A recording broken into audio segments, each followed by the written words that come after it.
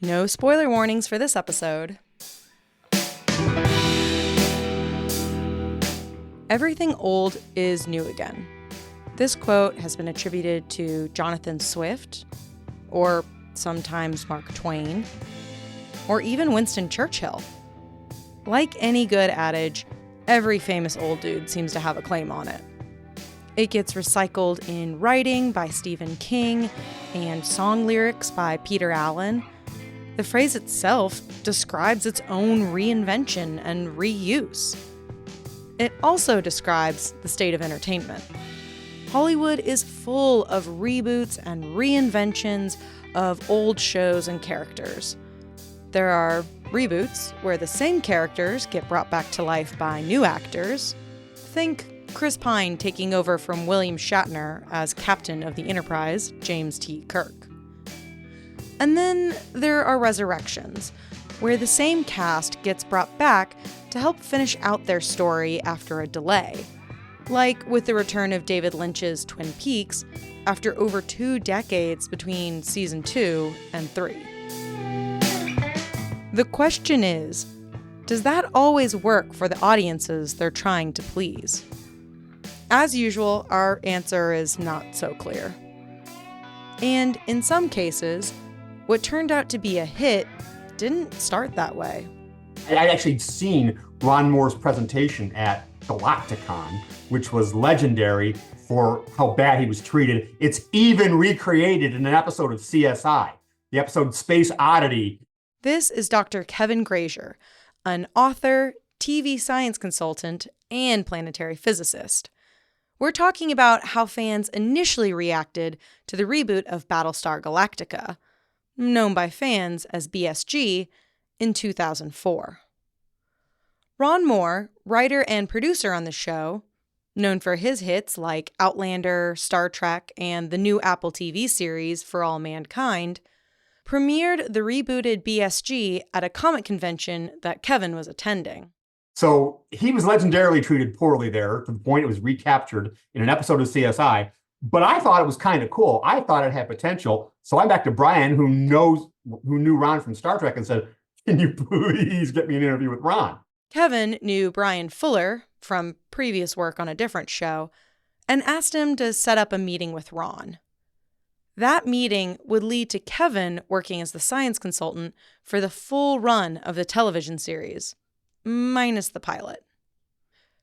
But let me pause here to confess. Until earlier this year, I thought the aughts version of BSG was the original. I may know my 70s Star Trek, but the rest of the sci-fi landscape at the time is a blur to me.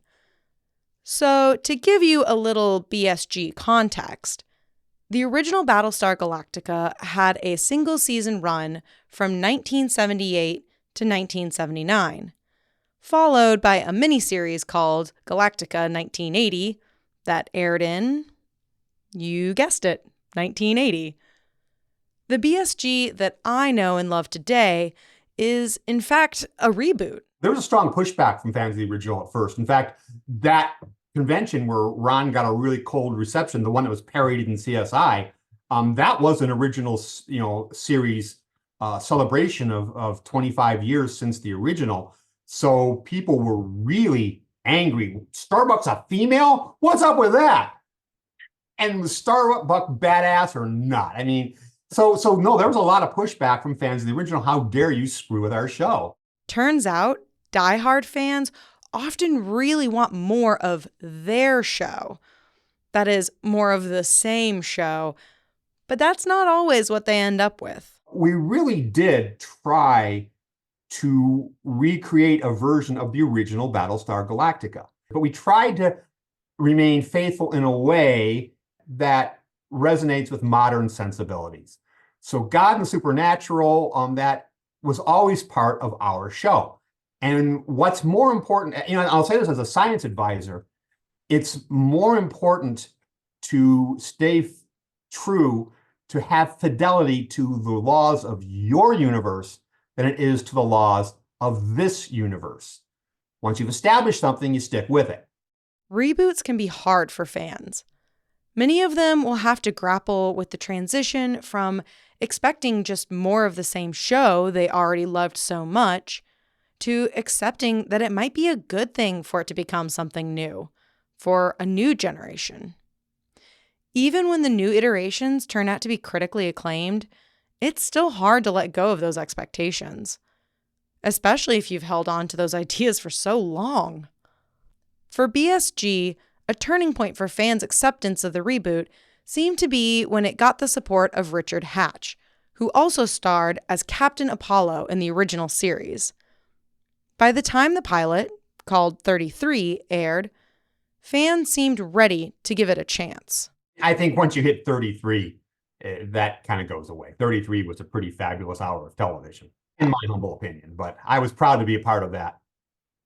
And as people went along and got connected to our characters, 3.1 million viewers tuned in for the first episode of the new series. The episode was rated A+ by the website Television Without Pity, and even earned a 2005 Hugo Award for Best Dramatic Presentation short form. So, yeah, I'd have to agree with Kevin that it helped sway the detractors and build a new audience as well. This reboot of Battlestar Galactica quadrupled the run of the original series. Instead of a single season, fans got 4, plus a couple of television films and a spin-off series called Caprica. But as we know well this season, all good things must come to an end. BSG aired its last episode in March of 2009. Finales are always fraught. People don't want to see it go. Just one more year. Can you bring it back? And that's you're working against that. You're paddling upstream from the start. But the BSG team didn't have much of a choice in the matter. The last season they say was Rush. You mentioned Rush. Some people said it about our final season, and I think they're usually people who know that we were hoping for a 5th, but Sci-Fi wouldn't guarantee it. They didn't say no, but they didn't say yes. And operating on that nebulosity, it said our fans deserve an ending, so we're ending it at the end of 4. Battlestar Galactica was developed for the Sci-Fi Channel, and the execs there couldn't guarantee the show would get a 5th season. So, the writer's room, rather than risk ending season 4 on a cliffhanger that might never get resolved, started to wrap up storylines and bring the story to a close. It was a compressed timeline, but at least the writers knew the limitations they were working within and could prioritize the plot beats that needed to wrap up for an ending to feel complete. But even though they sort of got to end on their own terms, it was still difficult for the BSG crew. We all suffered for months after our finale. I loved our finale, but we're all saying goodbye to each other. The show was unexpectedly popular, and it was everybody was in a lot of pain. And it sounds weird. It's just a job. No, it's not. Sound familiar? Just like it was hard for the cast to say goodbye to Supernatural, Kevin and the writers on BSG had a hard time putting down their story as well.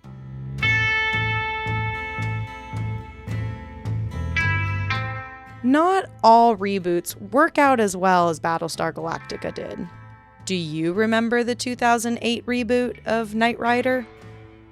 How about the 2012 version of the TV classic Dallas?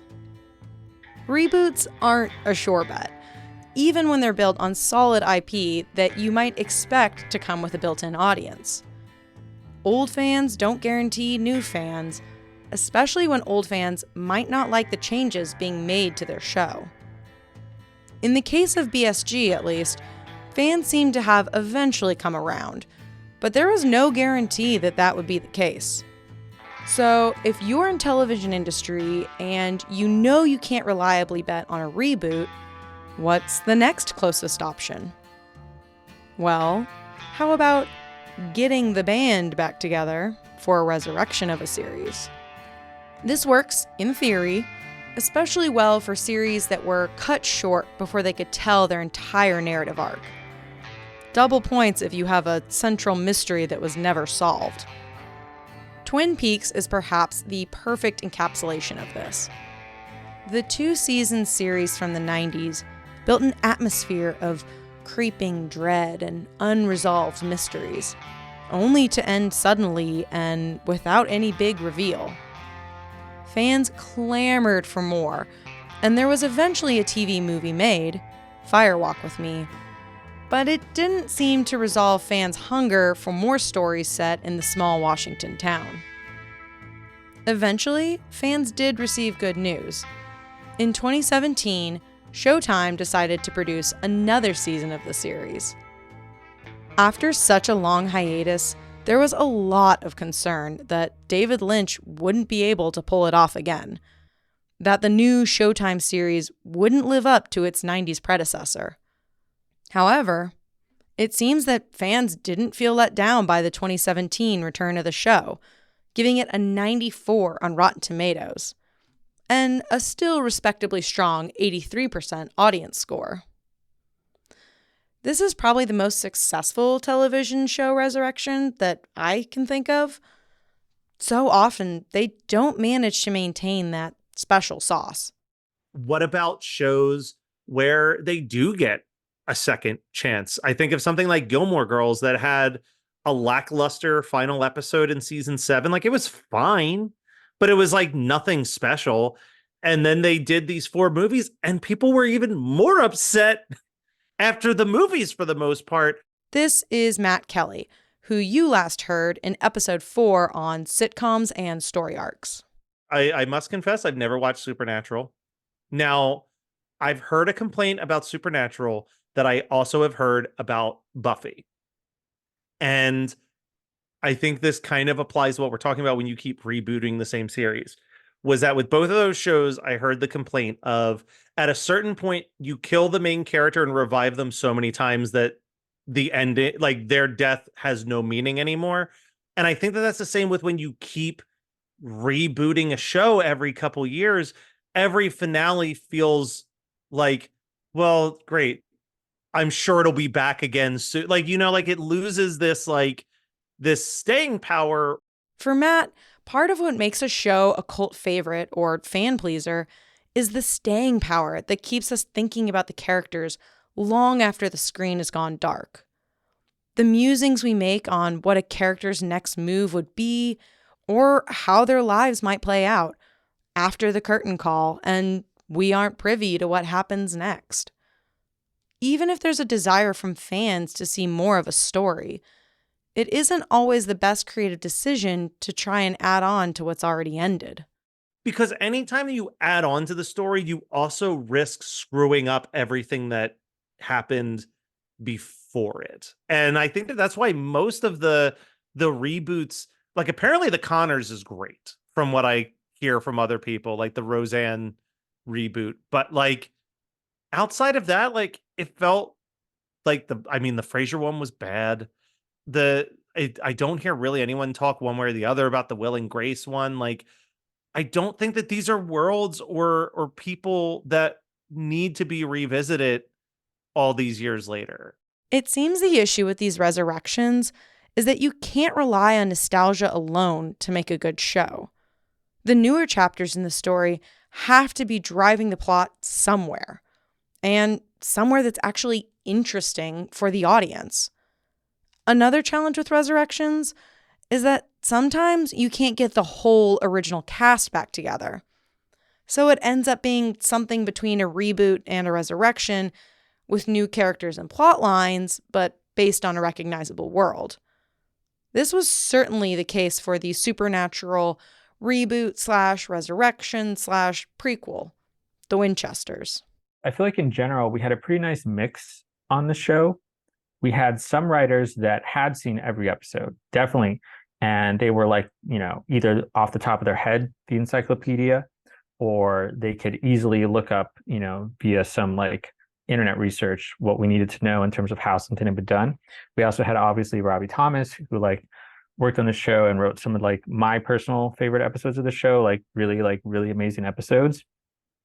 And he obviously knew a lot about it, and he had a line to, the original creator, Eric Kripke, and, Jensen was a big part of the show, and he was on Zooms with us and everything. Back in October of last year, I spoke with Gabriel Alejandro Garza, a screenwriter who worked on the Winchesters.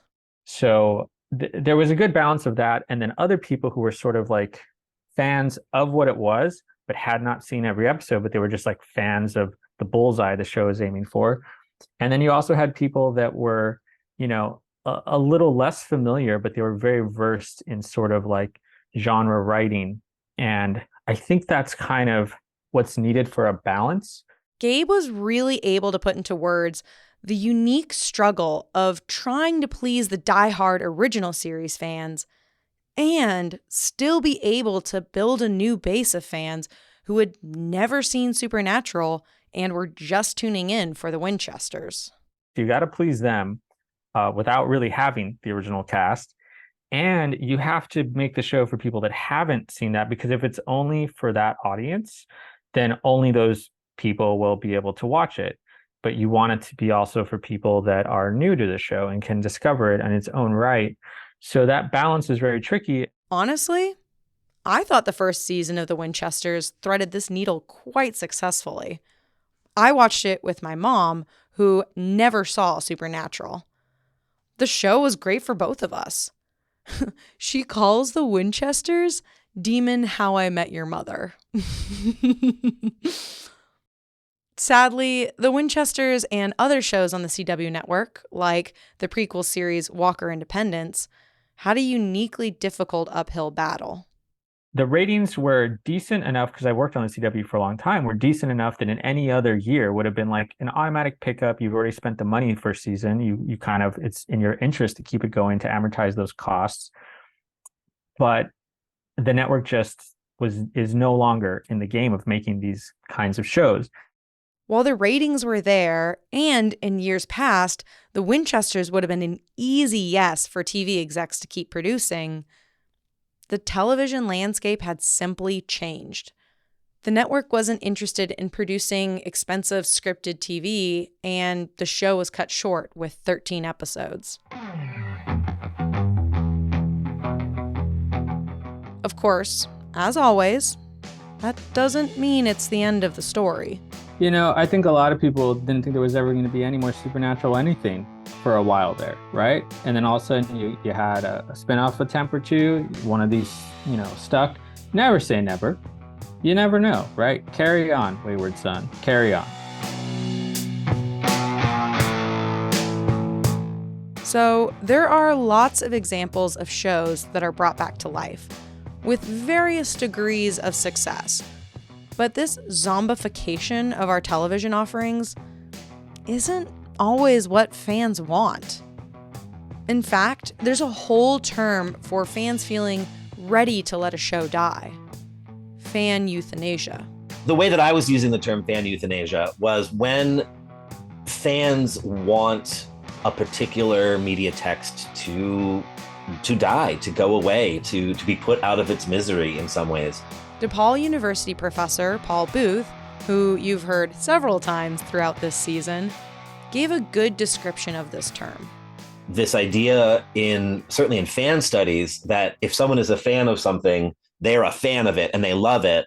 And if someone is an anti-fan of something, then they hate it and they never want to see it again.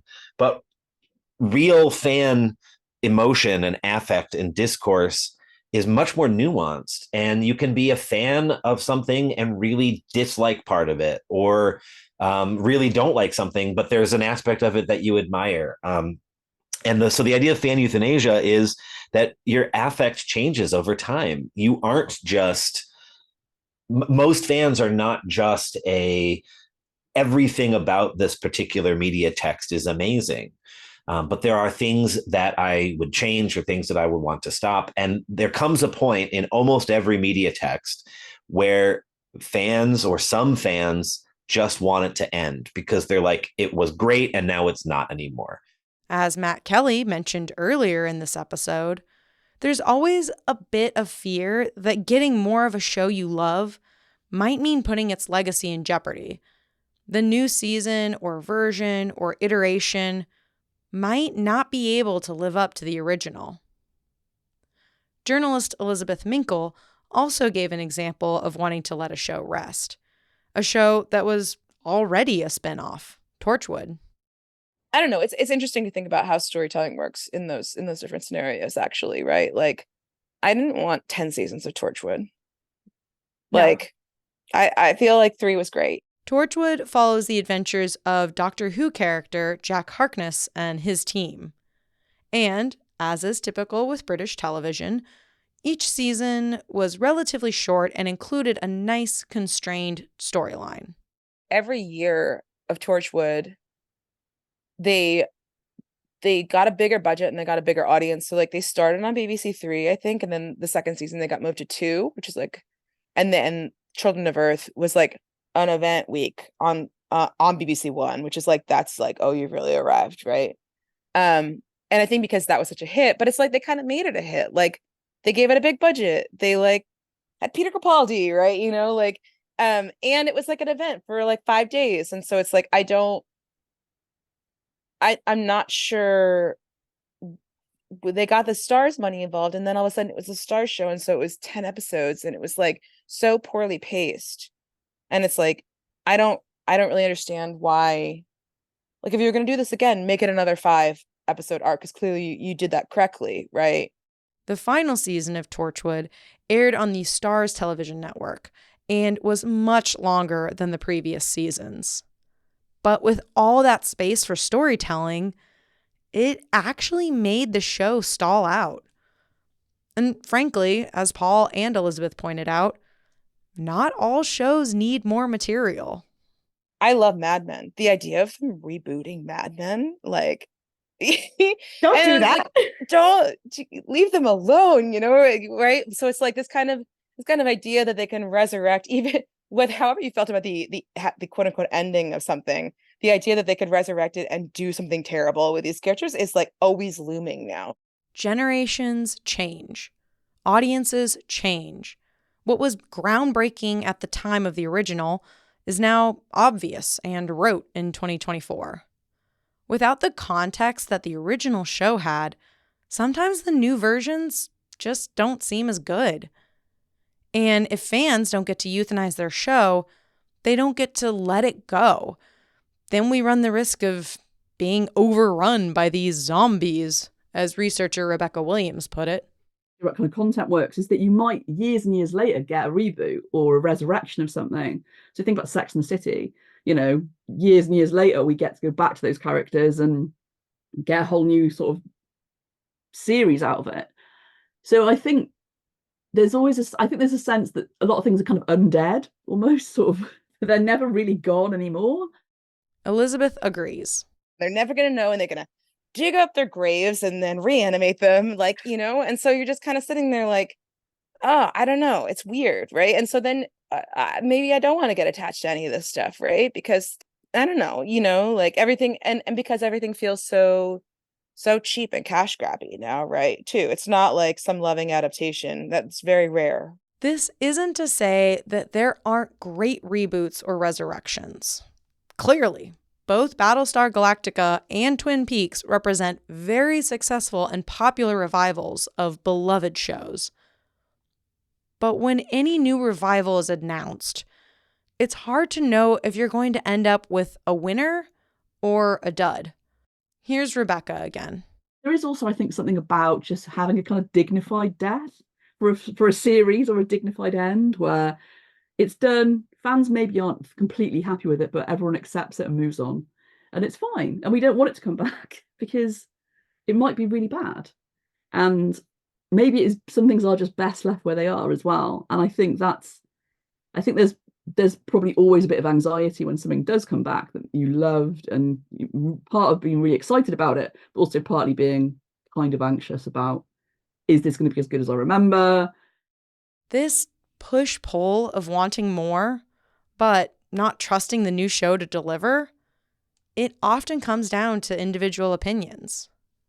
Fans will always have to weigh the potential benefits of a revival with the chances that the new show will tarnish the original's legacy. I think for a lot of fans, there is always this kind of voice that says, well, maybe 10 years, or, you know, we'll get a reunion show, or we'll get, you know, there's always that sort of possibility of something rebooted. Yeah.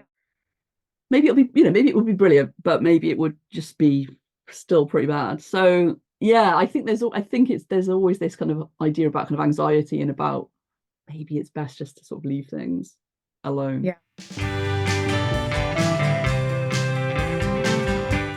If there was a magical formula for what made a revival work rather than flop, you know studio execs would be using it to churn out as much content as possible. But things are never that easy. If they were, I wouldn't be able to do a whole podcast season about it.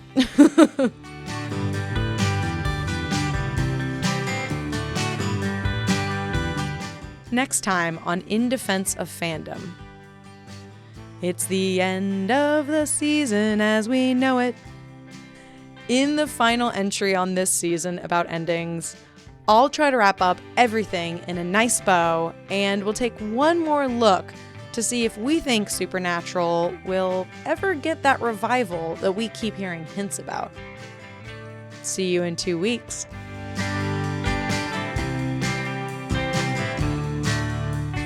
Editorial support was provided by Dr. Anna Funk.